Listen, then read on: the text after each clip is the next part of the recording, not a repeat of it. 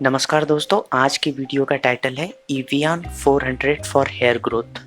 जब मुझे कोई टॉपिक पे वीडियो बनाने रहता है तो मैं ऐसे ही यूट्यूब पे देखता हूँ या फिर कमेंट के बेसिस के ऊपर मैं वीडियो बनाते रहता हूँ। जनरली ऐसे ही मैं यूट्यूब स्क्रॉल कर रहा था तो मैंने देखा कि Evian 400 जिसे विटामिन ई कहा जाता है, इसके ऊपर बहुत सारे वीडियोस बनाए हैं और बहुत सारी miss information is already YouTube पे प्रोवाइड की है। बहुत सारे लोग ये बोलते हैं कि Evian 400 बालों में लगाने से 2 दिन में बाल आएंगे। कुछ बोलते हैं इसके अंदर का जो जेल रहता है उसको निकाल के कोकोनट ऑयल में अगर लगा के आप अपने स्किन और हेयर पे लगाओगे तो आपके हेयर्स जल्दी से ग्रो करेंगे, स्किन अच्छे से ब्राइट होगी।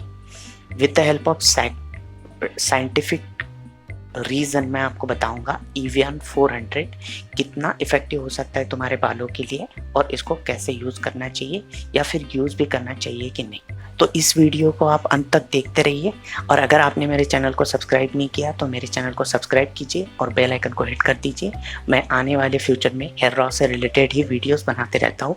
हमारे चैनल पे exclusively hair loss related contents ही अपलोड होते रहता है। किसी भी चीज़ को हम अपने बालों पे जब लगाते हैं तो लगाने से पहले हमें देखना चाहिए कि उस चीज़ का कंपोजिशन क्या है, मतलब इंग्रेडिएंट कौन कौन से पाए जाते हैं। जैसे कि आप यहाँ पे क्लियरली देख पा रहे हो कि Evian 400 जो टैबलेट है, इसका अगर आप इंग्रेडिएंट लिस्ट देखोगे तो यहाँ पे उसकी पूरी डिटेल जानकारी आपको मिलेगी। इसका मैन्युफैक्चर है मर्क लिमिटेड, फिर जेनेरिक नेम है विटामिन ई, ब्रांड नेम है Evian, स्ट्रेंथ है 400 mg और कैप्सूल आती है 10 और 27 रुपये की आती है। इसलिए बहुत सारे लोगों ने इसके ऊपर वीडियो बनाई है कि 30 रुपये में आपके बाल आएंगे और इसकी शेल्फ लाइफ भी लगभग 27 मंथ्स है और ये इजीली अवेलेबल रहती है अपने स्टोर्स पे।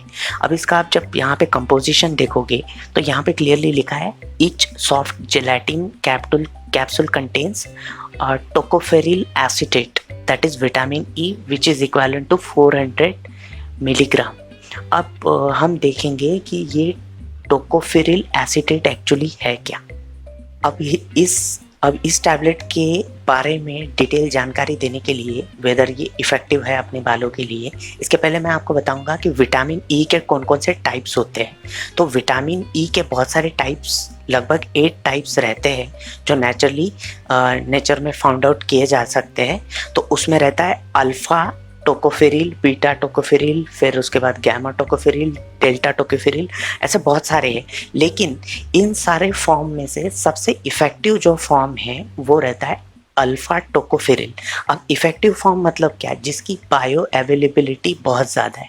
अब बायो अवेलेबिलिटी का मतलब क्या होता है? मतलब जब भी जो हम चीज़ खाएंगे उसमें से कितना ज़्यादा तुम्हारी बॉडी उसको एब्जॉर्ब कर पा रही है, उसको बोलते हैं बायो अवेलेबिलिटी। अब मैं आपको एग्जांपल के तौर पे समझाता हूँ। जैसे कि हमारे पास रहता है अंडा, अंडे में भी प्रोटीन रहता है। हमारे पास रहता है प्रोटीन पाउडर जो कि वे प्रोटीन बोलते हैं, उसमें भी प्रोटीन रहता है। लेकिन अगर आप 30 ग्राम प्रोटीन पाउडर खाओगे तो उसकी बायो अवेलेबिलिटी रहती है लगभग 70%। मतलब 30 ग्राम अगर प्रोटीन पाउडर खाओगे तो सिर्फ 21 ग्राम उससे प्रोटीन तुम्हारी बॉडी एब्जॉर्ब कर पाती है। बाकी जो प्रोटीन पाउडर रहती है या फिर बाकी जो प्रोटीन रहता है वो तुम्हारे यूरिन के थ्रू बॉडी बाईपास कर देती है क्योंकि उसकी बायो अवेलेबिलिटी कम है।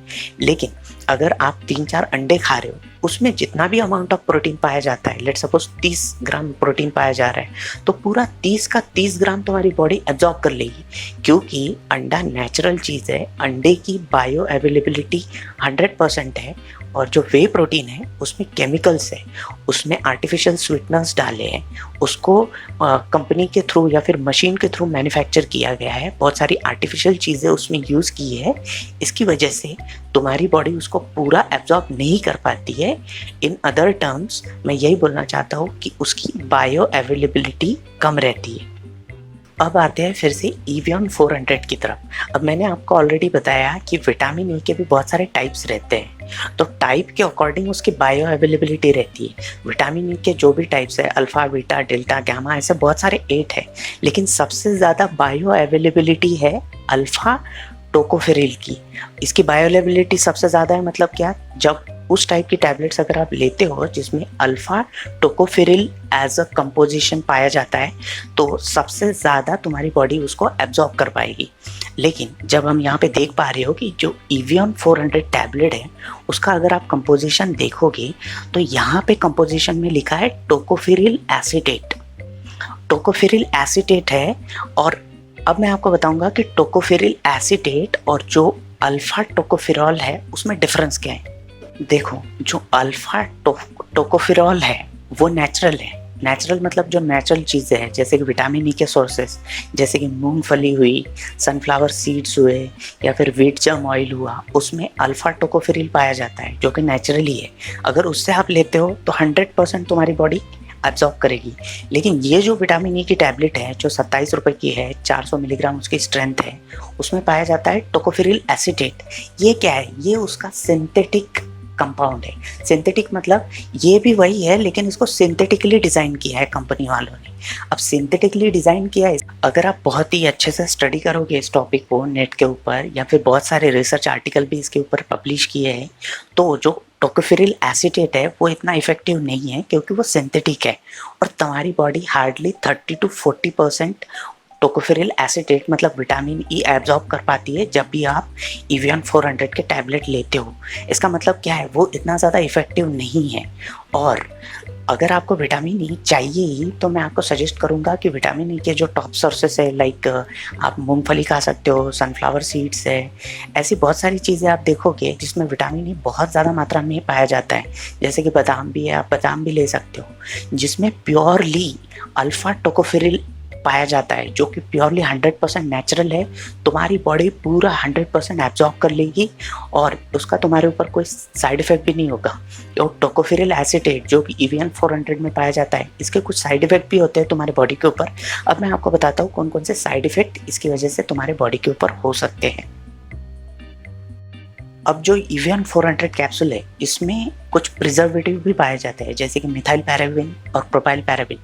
अब मिथाइल पैराबेन और प्रोपाइल पैराबेन इसके बहुत सारे साइड इफेक्ट हैं। अगर आप सिंपली गूगल करोगे तो आपको समझ में आएगा। इसके साइड इफेक्ट में आता है स्काल्फ में इरिटेशन होना, प्रीमैच्योर ग्रेइंग होना, फिर उसके बाद एक्जेमा। एक्जेमा ये कंडीशन रहती है जिसमें ईचिंग होती है तुम्हारी बालों में, या फिर डैंड्रफ का बढ़ जाना, या फिर तुम्हारे हेयर को ये वीक कर देता है। इसलिए गाइज मैं आपको सजेस्ट करूँगा कि ये सब चीज़ें यूज़ मत करो। आपको अगर हेयर के ऊपर कुछ ट्राई करना है तो आप नेचुरल चीज़ें यूज़ कर सकते हो। और जैसे भी मैंने आपको बताया कि ये पैराबेन इतना ज़्यादा आपके बालों को हानिकारक क्यों है, क्योंकि आप अगर सिंपली देखोगे कि आजकल पैराबेन फ्री शैम्पू भी आए हैं। पैराबेन फ्री शैम्पू क्यों बोलते हैं? क्योंकि उनको पता है कि पैराबेन तुम्हारे बालों के लिए, तुम्हारे स्किन के लिए इतना अच्छा नहीं है, वो साइड इफ़ेक्ट पहुंचाता है। इसलिए आपने बहुत सारे शैम्पूज मार्केट में देखे होंगे जिसके ऊपर क्लियरली लिखा रहता है कि it's paraben free, it's SLS free. तो बॉटम लाइन यही है कि मेरे हिसाब से ये जो विटामिन ई की एवियन 400 टैबलेट है वो इतनी इफ़ेक्टिव नहीं है अपने हेयर के लिए। ये बहुत ही चीप टैबलेट है, थोड़े दिन के लिए आप यूज़ कर सकते हो, लेकिन इसका कंपोजिशन जब आप अपने अंदर से लेते हो, जैसे कि आप डेली 1 या 2 टैबलेट खा रहे हो, तो हो सकता है ये आपके लिवर के ऊपर इफ़ेक्ट करे या फिर आपके बालों के ऊपर एडवर्स इफ़ेक्ट पड़े। कोई भी चीज़ अगर आप अपने बालों में लगाना चाहते हो, स्काल्प के ऊपर या फिर अंदर से लेते हो, तो ट्राई करो कि वो नेचुरल हो, प्योर। विटामिन ई के टॉप सोर्सेस कुछ मैं यहाँ पे लिस्ट कर देता हूँ, जैसे sunflower seeds, almonds, avocado, spinach, फिर उसका पम्पकिन्स है तुम्हारा, फिर किवीज़ है, ब्रोकोली है, बहुत सारी चीज़ें अवेलेबल है। इंडियन मार्केट में तो सनफ्लावर सीड्स और आलमंड ईजिली अवेलेबल है। इनमें का विटामिन ई सबसे purest form of vitamin E रहेगा और तुम्हारे बॉडी को कोई हार्म नहीं करेगा। इसलिए बॉटम लाइन यही है कि एवियन 400 यूज़ मत करो। उसमें जो विटामिन ई पाया जाता है वो इतना अच्छा नहीं है, उसकी बायो अवेलेबिलिटी अच्छी नहीं है, और उसके साथ जो प्रिजर्वेटिव्स उसमें हैं वो तुम्हारी बॉडी को काफ़ी हार्म कर सकते हैं। इसलिए रिस्क मत लो, गो नेचुरल। Thank you. अगर आपने मेरे चैनल को अभी तक सब्सक्राइब नहीं किया तो सब्सक्राइब करो, बेल आइकन को हिट करो। और मैं अपने चैनल पे हेयर लॉस से रिलेटेड वीडियोस ही बनाते रहता हूँ। अगर किसी टॉपिक पे आपको वीडियो चाहिए तो कमेंट बॉक्स में मुझे बता सकते हो। किसी टॉपिक के ऊपर आपकी क्वेरी हो तो कमेंट में लिख सकते हो, मैं रिप्लाई ज़रूर करूँगा। मिलते हैं अगले वीडियो में, बाय बाय।